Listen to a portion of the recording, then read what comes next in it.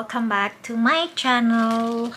Happy Monday guys. Yes, today is Easter, kaya happy Easter sa inyong lahat. And I hope you're doing okay. So yeah, today magba-vlog tayo kasi walang pasok today. Kasi nga Holy Week, di ba guys? And long weekend. So katatapos ko lang gua siya. Ito yung tool na nabili ko sa Amazon na pinakita ko sa inyo last vlog ko. So yeah, maganda siya sa balat. Actually, first time ko siyang ginamit and nakaka-relax talaga siya sa kutis. So ano bang benefit na kukuha nito? So ang benefits nito is nakakapagpawala siya ng flappiness sa mukha. Nakaka-relax siya sa kutis. Tapos, nagbibigay siya ng glow. So, yeah, first time ko siyang ginamit and tingnan ko kung after few days ko ano bang mariging resulta nitong sa mukha ko. Hopefully, pumayat yung mukha ko no, kasi matambok yung mukha ko talaga. So, yun guys. So, samahan niyo ako sana today sa aking vlog. Well, actually, meron akong pupuntahan today na appointment sa clinic kasi meron akong third dose vaccine. So, 1 o'clock pa naman yung appointment ko. But pupunta muna ako sa Walmart. Kasi nung Friday na nag-grocery ako, nalimutan ko bumili ng toiletries kasi nga nagmamadali ako. Hindi naman importante yun. So, bibili lang ako ng some toiletries. And then, send back ko rin sa Amazon yung isang set na ganito kasi nga nagkamali ako ng order. So, ipiprint out ko muna siya kasi wala man akong printer. Pupunta muna ako sa UPS and then ida-drop up ko siya sa Purelator.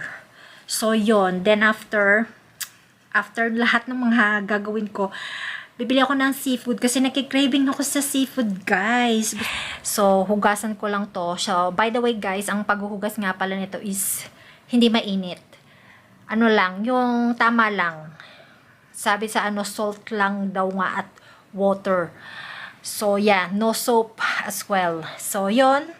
Kasi, tinignan ko rin yung instruction kung paano to ingatan.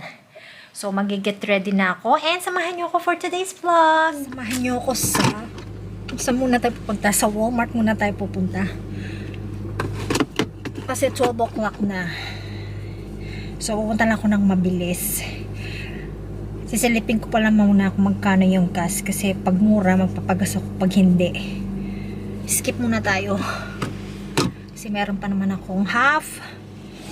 So let's go na guys, mabilis lang ako pupunta sa Walmart.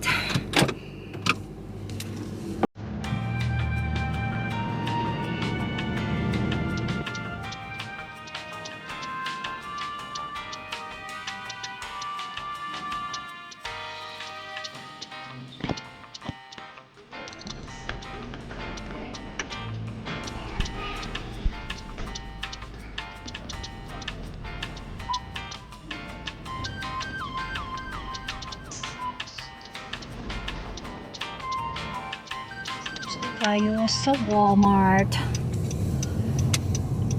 Silipin ko lang yung gasolinahan kung okay yung presyo ng gas. Kasi over the weekend, nakita ko sa social media, $2. Yun nga lang, hindi dito yun sa ibang province. So let's see kung how much here.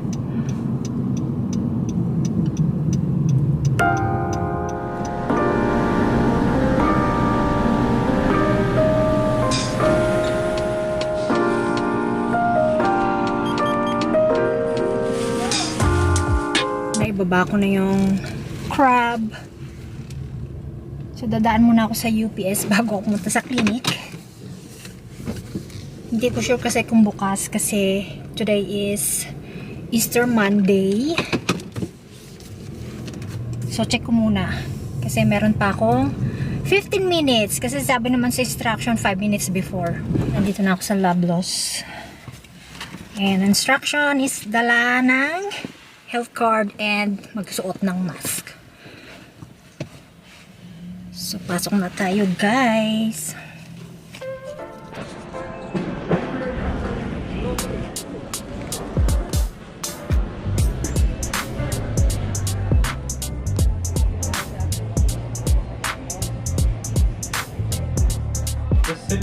position. Just hold it on the top. Keep your left arm relaxed.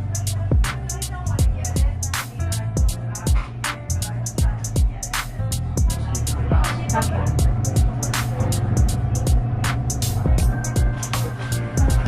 So I'll be sending you the receipt on that email address. You can wait outside for 5 more minutes. After that, you're good to go. Okay, thank you. You're welcome. Nandito tayo sa kitchen. Mabilisan lang to kasi medyo late na. So, pinapakulo ko na yung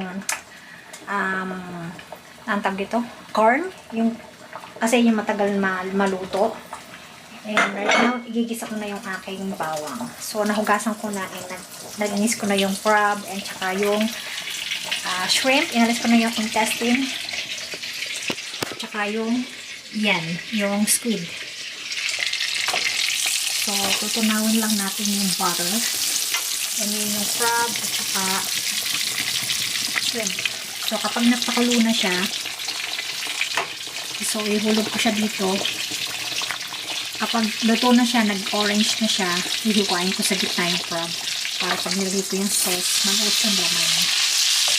So, yan. Iligisa ko yung bawang sibuyas dito sa butter. Yeah, ito muna ko yung anong tawag dito, mais.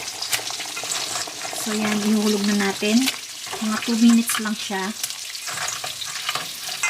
Kasi, para hindi matunaw o tumigas yung matutunaw o titigas yung laman ng shrimp. Tsaka yung ating crab, ilagay na rin natin siya. So, naputol yung kamay ko habang hinuhugasan ko, habang hinubrush ko. And yung squid, igigisa ko na lang siya mama dito kasi mabilis maluto yung squid.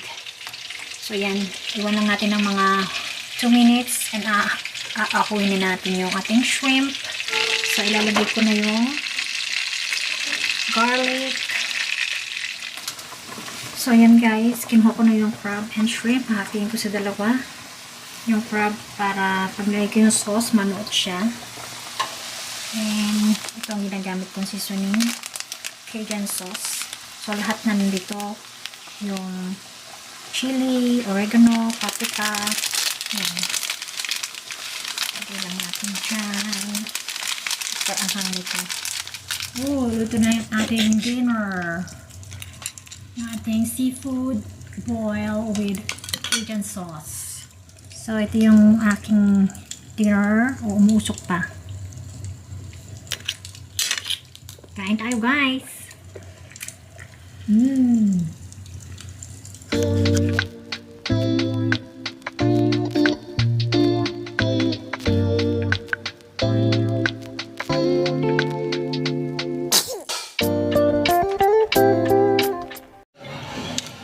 Hello, guys! So, nagdi-dessert kami. Kumakain ako ng ice cream. Sinilip ko yung bintana. Tingnan nyo, guys. Oh, diba? Nag-snow na naman siya. And sobrang lamig. Look at that. Snow. The next day. Good morning. It's Tuesday today. Wala akong pasok. Bali yung sick leave ko, kinuha ko sa COVID vaccine. Kasi babayaran kami pag nagpa-vaccine kami. So yun, in-apply ko siya today. And yung epekto ng vaccine ko nga pala guys, wala naman akong nararamdaman, okay lang. Kaya lang yung braso ko, alam niyo, parang may sumuntok pa rin sa kaliwa ko. Ever since nagpa-vaccine ako, dito ko palagi sa kaliwa nagpapaturok. So yun lang nararamdaman ko, ngalay yung braso ko. Pero, in fairness guys, pupunta ako sa gym ngayon and magko-coffee ako. Coffee lang muna, mamaya na ako kakain. Kasi ang oras is 9 o'clock. Eh, mamaya pa ako kakain. Dapat 9 o'clock makain na ako. Pero dahil nga mag-workout ako, kung mag-workout na busog, alam niyo na, iinom na lang ako ng coffee, black coffee, instead nung mag-take ako nung dry scoop. Kasi, okay din to kapag mag-workout. And after nito, kakain lang ako ng isang banana. Yun lang. So, yan. Buti tumila kagabi yung snow. Mukhang malamig sa labas. So, today, ang aking gagawin is, kahapon hindi ko na-drop off sa Purelator yung parcel ko na ibabalik sa Amazon. So, mamaya ko siya i-drop off. And, paano ko magpalinis ng kilay? Kasi yung kilay ko is parang gubat na. Kasi wala na akong time linisin siya. So, matagal na rin ako na nagpapalinis. Siguro 1 month ago na. So, yun, dadaan ako after workout, after gym. Tapos, tingnan ko ulit yung gas kung mura-mura magpapagas ako pag mura, pag bumaba siya. Kasi kahapon 177. So, yun guys. Kape tayo guys.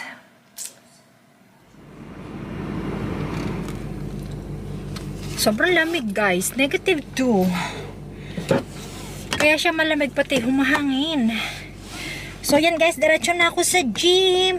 Naglinis ako ng sasakyan kasi ang daming yelo. So, medyo late na ako. 10 o'clock na. So, hopefully, hindi busy. So, let's go, guys!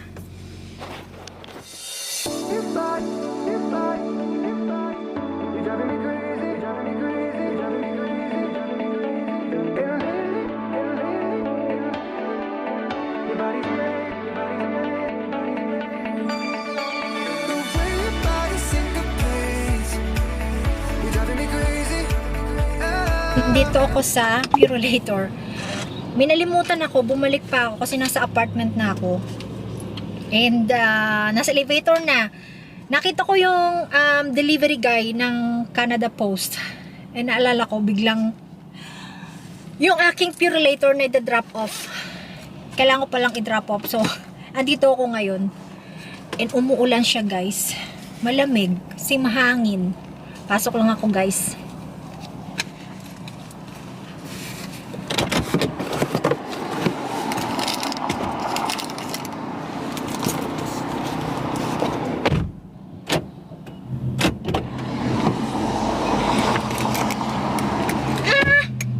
Bilis lang.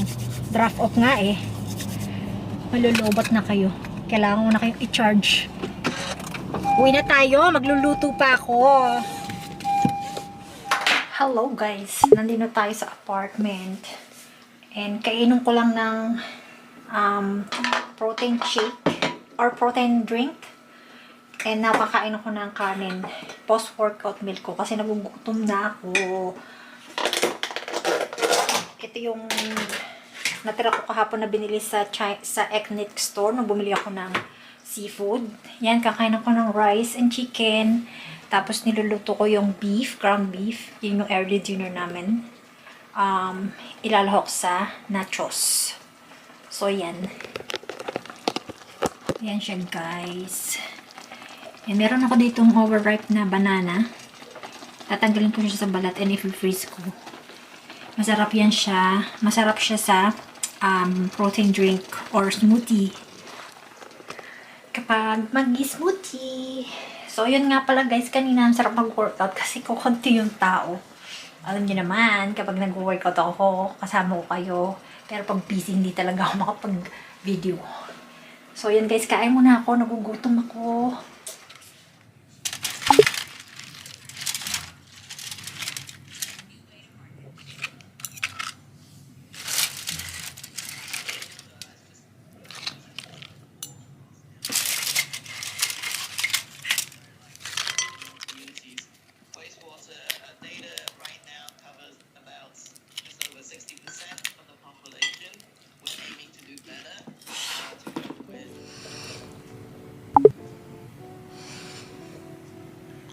Alam niyo ba guys, ginagawa ko? Yan. Ginagamitan ko siya ng guasha jade. So, malamig to guys. Galing to sa fridge. And yung mukha ko nilagyan ko ng oil. Kasi the best daw ng gumamit ito is oil. So, yung ginamit ko is jojoba oil. And kailangan daw naka-slide na ganito. Naka-slide? Naka-slant na ganyan, hindi straight na ganyan. Yan, imamassage mo siya dyan. So, ang benefit nito again is nakakapagwala ng fappiness sa mukha. And nakakapagbigay siya ng glow and anti-aging. Ang sarap sa pakiramdam, guys. I-try nyo to. So, kanina nag-workout ako. Diba, nagpa-vaccine ako kahapon. Nawala yung nararamdaman kong ngalay. Na parang may sumuntok sa braso ko. Ewan ko ba? Tapos, kanina naliligo ko, napansin ko. Yan, meron pala akong bruise galing doon sa needle na itunurok kahapon. Tatapusin ko na yung vlog ko. And after 1 week, papakita ko sa inyo resulta.